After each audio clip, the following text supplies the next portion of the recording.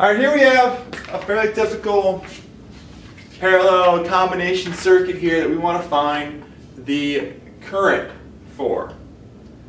Okay, to get that, we got to find equivalent resistance. That's usually always the first thing to solve.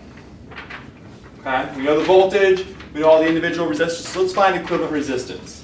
Now to do that, I'm going to label all of these resistors. Okay, it just makes it easier for me to talk about it and keep straight what I've done.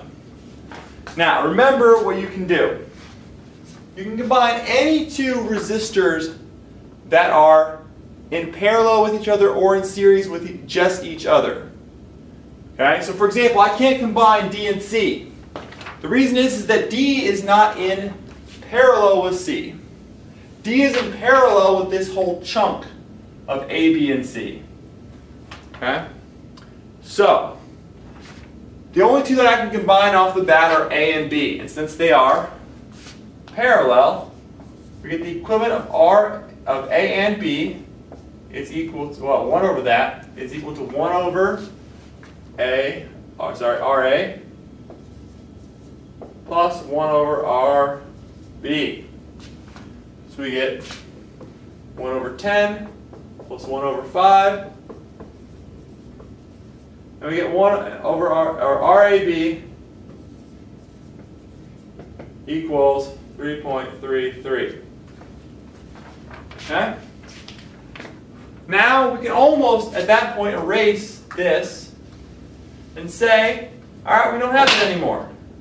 Now we've got one resistor that represents both of those, and it's got 3.33. And this is the AB resistor. So now we can put that in series with C.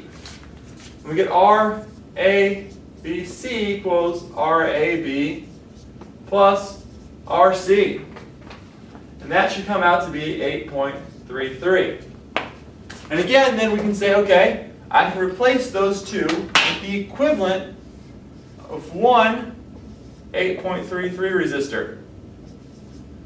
And that is going to be ABC. We continue to combine ABC and D.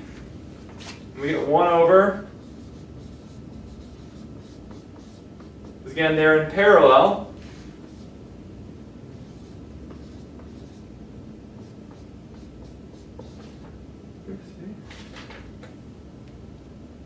And that should come out to be equal to 1 over 4.54.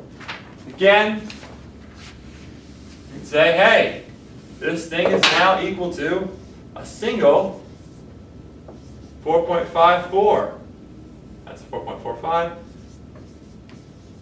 ohm resistor.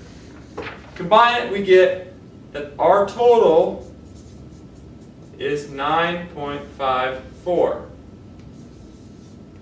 We then know that I equals V over R. We have 9 over 9.54, and that gives us